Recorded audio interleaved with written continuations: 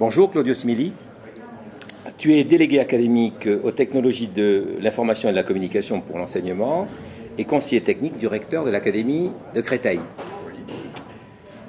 Tu as présenté lors des journées de l'université de Ludovia l'expérience menée dans ton académie sur la mobilité en équipant des classes d'école, de collège et lycée avec des tablettes numériques. Peux-tu en quelques mots nous décrire cette expérience et surtout en faire un premier bilan? D'accord, bien sûr.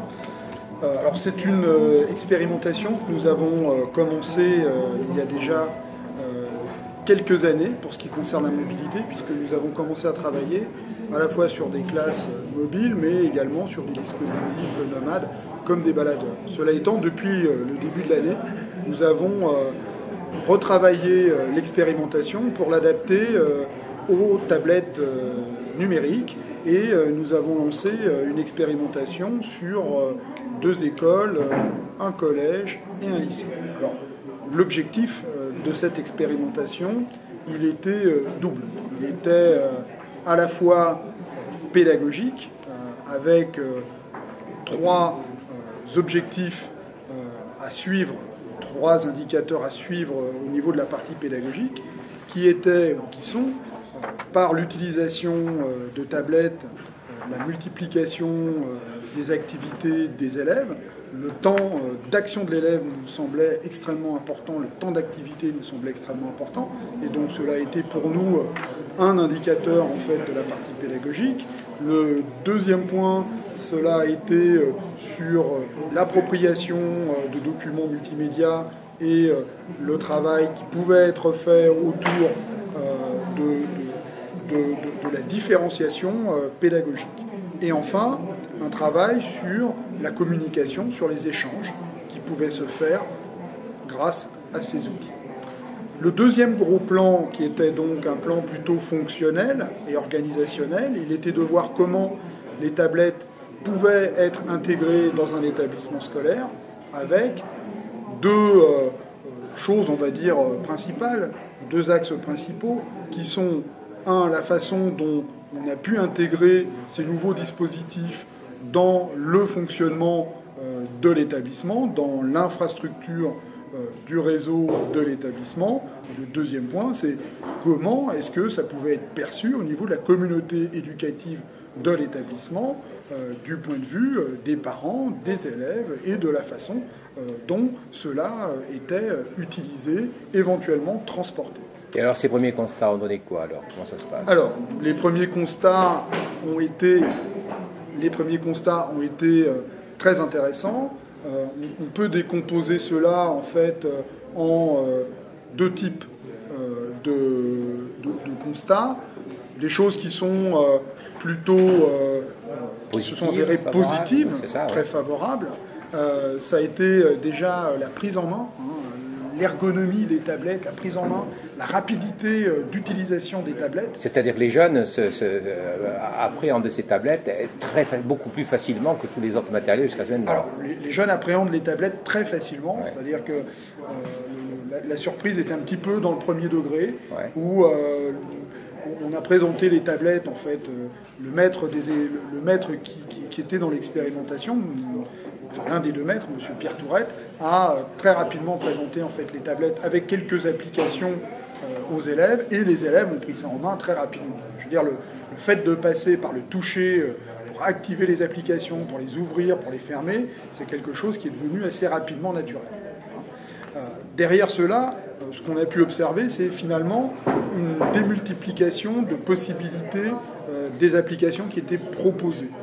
C'est-à-dire encore la possibilité de travailler sur des applications complètement différentes, très souvent même un petit peu ciblées, qui permettaient d'aller vers des objets pédagogiques assez précis, comme par exemple le calcul, comme l'apprentissage de la lecture, comme l'écriture, comme la réorganisation de structures verbales. Donc ça, ce sont des choses qui ont pu se faire sous forme de jeu, mais qui pouvaient se faire également en fait sous une forme un petit peu moins ludique, peut-être plus d'exercice, et qui donnait des résultats intéressants assez rapidement. Deuxième point qui était en fait des travaux de créativité, comme de la création de BD, ou comme en fait tout un travail qui pouvait se faire sur de la photo. Ce sont des choses qui n'ont pas pris de temps à mettre en œuvre et qui ont permis aux élèves d'accéder rapidement à une production qui valorisait leur action.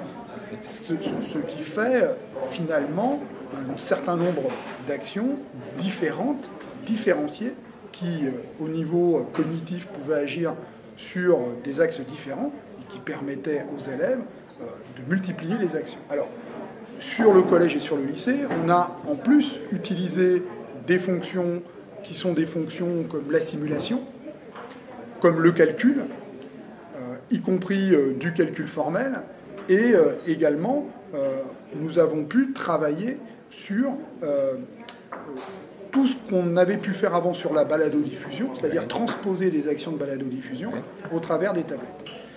Ce qui fait que globalement, on avait à sa disposition une sorte de couteau suisse, une sorte de nouveau cartable. On y vient, le mot est prononcé. Là. Voilà, le mot est prononcé, qu'il était possible d'utiliser. Alors, on n'a pas pu tout faire ce qu'on envisageait. On n'a pas pu tout faire ce qu'on envisageait parce que on a eu aussi quelques difficultés techniques. On a eu des difficultés de connexion puisque le modèle de tablette que nous avions choisi n'acceptait pas en fait le flash. Donc on a eu des difficultés de connexion au manuel numérique. Cela étant, est-ce que c'est réellement un frein? C'est-à-dire,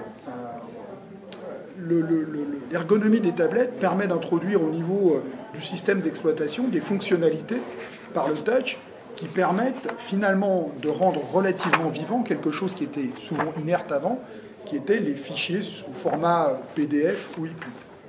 Et sur certains travaux qui ont été faits, les élèves en fait sont aussi intéressés de travailler avec des formats qui sont des formats un petit peu moins dynamiques et qui permettent quand même finalement de grandir, en fait, de grossir une lecture, de regarder ou d'observer avec plus d'attention une image.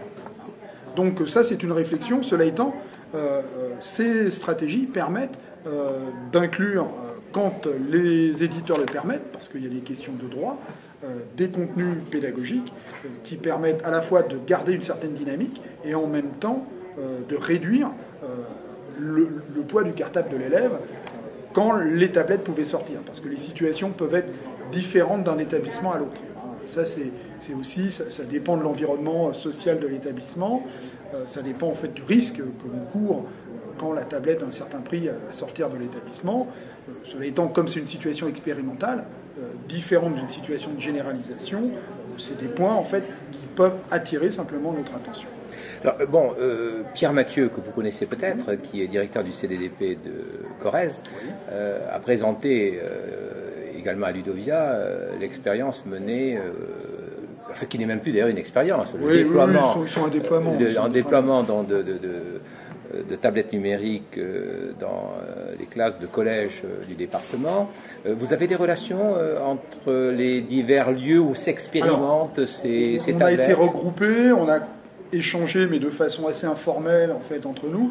Aujourd'hui, on ne peut pas dire qu'il y ait un pôle des tablettes qui se soit dégagé. Je pense que c'est intéressant parce que les expérimentations, je pense, vont se multiplier et des généralisations importantes vont certainement se produire. Nous avons un travail important, nous, avec le département du Val-de-Marne, qui veut doter les élèves de collège d'un outil collégien dès la 6e. Le choix n'est pas complètement définitif. Le projet va s'échelonner sur plusieurs années. Il se peut que le projet évolue. Donc, il se peut que les tablettes évoluent pendant le même temps. Exactement, exactement. Il se peut que les tablettes évoluent. Donc on va commencer par équiper les enseignants. Ce ne sera peut-être pas des tablettes dès le départ, enfin tout du moins le Conseil général nous l'a exprimé de cette façon-là, mais les choses restent ouvertes en fait sur les tablettes. Donc on est sur des chiffres importants, hein, puisqu'on serait sur 105 collèges et je crois qu'environ 15 000 collégiens. En clair, le problème de la mobilité est clairement posé pour les élèves et les personnels enseignants du primaire et du secondaire des établissements en France. Il est posé. Se pose également, malgré tout, toute la problématique des ressources documentaires en ligne. Est-ce que vous avez une idée de la façon dont ça va se développer? Il y a globalement trois problématiques qui se posent. Bon, il y a une première problématique qui est qu'on peut utiliser une tablette indépendamment finalement d'une connectivité quelconque, hein, puisqu'une tablette peut être un outil, un objet en fait, qu'on peut utiliser indépendamment d'une connexion réseau. Mais de toute façon, la problématique de la couverture de l'établissement en termes de capacité de communication, je dis capacité de communication plutôt que Wi-Fi, parce que en fait, ça nécessite aussi un très bon accès à Internet, un accès à l'Internet par le très haut débit des établissements, si en fait on pense que par exemple tous les élèves dans le collège de 600 vont être équipés de systèmes communicants dans le collège. La tuyauterie devrait être large. Voilà. Et ensuite, la deuxième problématique aujourd'hui avec les tablettes, mais qui je pense va se résoudre assez rapidement, c'est la diffusion finalement des contenus de façon multiple sur les tablettes. Les marchés, donc ça revient à la problématique des ressources. Aujourd'hui en fait, que ce soit l'Android Market ou l'App Store, oui. Nous sommes devant des situations où on a un brouillard de ressources, des choses qui sont certes intéressantes mais qu'il faut aller chercher.